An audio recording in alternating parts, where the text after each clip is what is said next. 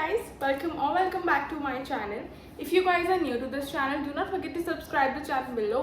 And for those who don't know me, I'm Veronica Madan and I have just completed my graduation in the field of forensic sciences. So guys, हम इस video में chemistry से related बात करेंगे, that is chemistry एनफैट 2024 analysis, and secondly chemistry के important chapters कौन कौन से हैं, and third most important thing is I will provide you some important links, तो आप वो जाकर देख लेना, and some of my organic chemistry notes I will share with you all, तो आप वो भी चेक कर लेना because it is important.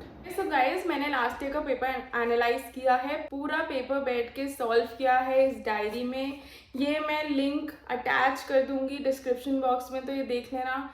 This is particularly for chemistry thing. बाकी फिजिक्स और बायोलॉजी की वीडियो मैं डाल चुकी हूँ, अगर जिसने नहीं देखी है तो वो देख लेना प्लीज़. तो पहली चीज़ से स्टार्ट करते हैं, दैट इज़ केमिस्ट्री एनालिसिस एनफैट 2024. तो जहाँ तक मैंने सॉल्व किया है पूरा पेपर, मुझे ये तो पता चल गया कि केमिस्ट्री, फिजिक्स और बायो के क्वेश्चन सेपरेट आए थे last year, as in question number 1 to 33 chemistry, then उसके बाद क्वेश्चन नंबर 70 और 68 तक बायो ऐसा था, एंड देन फिजिक्स. तो ऐसे पार्ट्स में आया था. अब हम शुरू करते हैं. तो क्वेश्चन नंबर 1 जो आया था वो बहुत नॉर्मली था, एवरेज मास ऑफ क्लोरीन निकालना था, सीधा सीधा क्वेश्चन आया था, इतना कोई न्यूमेरिकल बेस्ड क्वेश्चन नहीं था. Then there were questions about molarity.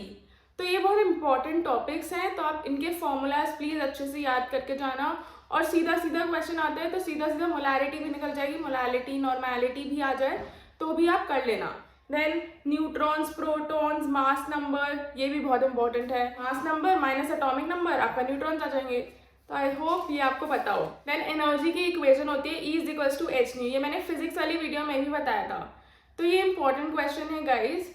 यही क्वेश्चन है. Question number 4th in NFAT 2024 is related to chemistry or it is related to physics. Bohr theory आपको पता होना चाहिए. अब इसका मतलब तो सीधा सीधा यही हो गया कि स्ट्रक्चर ऑफ एटम जो चैप्टर है वो बहुत इंपॉर्टेंट है, क्योंकि अब 2024 में क्वेश्चन आया, मे बी 2025 में उसी चैप्टर में से कोई दूसरा क्वेश्चन पूछ लिया जाए, कुछ भी हो सकता है. एलिमेंट्स को क्लासीफाई क्यों किया जाता है, तो पीरियोडिक टेबल तो बहुत ही इंपॉर्टेंट चैप्टर है.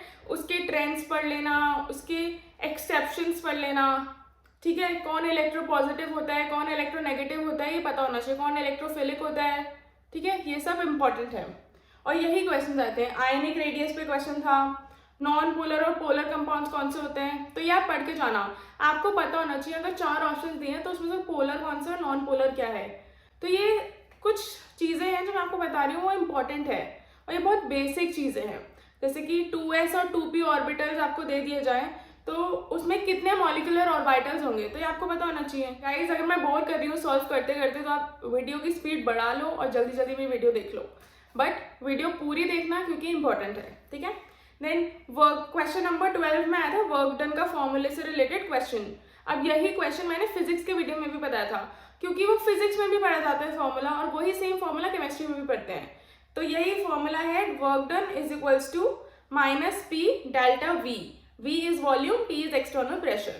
I hope you get it. Then enthalpy change पे क्वेश्चन आया था. अब ये सीधा सीधा थर्मोडायनामिक्स से क्वेश्चन है, तो आप देख रहे हो कि थर्मोडायनामिक्स से कितने क्वेश्चन आ रहे हैं. ये तो 100% इंपॉर्टेंट चैप्टर हुआ कि नहीं हुआ. देन पीरियोडिक टेबल से भी काफ़ी क्वेश्चन थे, तो ये भी इंपॉर्टेंट है. ल्यूइस कंसेप्ट के हिसाब से एसिड क्या होता है. एसिड होता है इलेक्ट्रॉन पेयर एक्सेप्टर.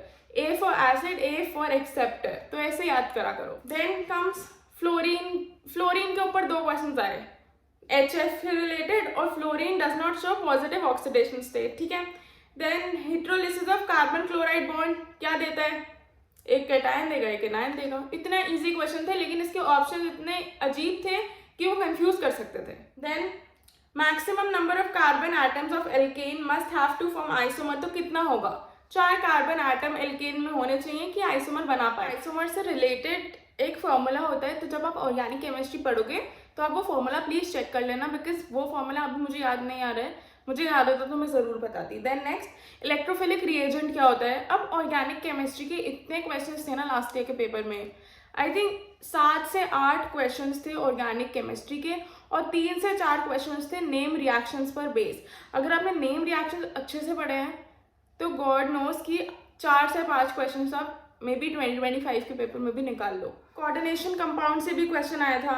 अब इसमें पूछा गया है कि AgNO3 के साथ हम जब रिएक्ट कराते हैं कुछ कंपाउंड्स को, तो कौन सा वाला कंपाउंड वाइट प्रेसिपिटेट नहीं देगा। ऑब्वियसली जो बहुत अच्छा बॉन्ड होगा वो प्रेसिपिटेट नहीं देगा। जो स्ट्रॉन्गेस्ट बॉन्ड है जैसे CCl4 वो AgNO3 के साथ वाइट प्रेसिपिटेट नहीं देगा। अब एक क्वेश्चन आया था related to decarboxylation reaction. ये सीधा सीधा डी कार्बोक्सिलेशन रिएक्शन है। तो गाइस एक कार्बन कम हो जाएगा अगर सोडियम ब्यूटानोइक एसिड रिएक्ट कर रहा है तो वो प्रोपेन बना देगा। बहुत इजी क्वेश्चन था ये। बस आपको याद होना चाहिए कि कौन सा नेम रिएक्शन था या कौन सा ऑर्गेनिक रिएक्शन था, उसके ऊपर ये बेस है क्वेश्चन। देन कौन सा सबसे ज्यादा एसिडिक हाइड्रोकार्बन होता है, इथाइन। ठीक है, बेंजीन के ऊपर एक क्वेश्चन आ सकते हैं तो बेंजीन पढ़कर जाना। नाइट्रेशन और क्लोरिनेशन पढ़ के जाना। नाइट्रेशन के ऊपर 2 क्वेश्चन आए थे तो बहुत इंपॉर्टेंट है। इलेक्ट्रोकेमिस्ट्री के चैप्टर से भी कुछ क्वेश्चन आए थे रिलेटेड टू कंडक्टेंस, तो वो पढ़ के जाना। Rate constant reaction, than zero order reaction, first order reaction, इससे रिलेटेड भी एक क्वेश्चन था तो वो भी प्लीज देख लेना। Burner theory of coordination compound is important. Primary and secondary valency क्या होता है ये पढ़कर जाना। बेंजोइल क्लोराइड का एक रिएक्शन था, रोजेनमूड रिडक्शन रिएक्शन। नेम रिएक्शन का नाम नहीं दिया गया था बट वो कैटलिस्ट और रिएक्टेंट्स दिए गए थे, आपको प्रोडक्ट बताना था तो आपको ये पता होना चाहिए।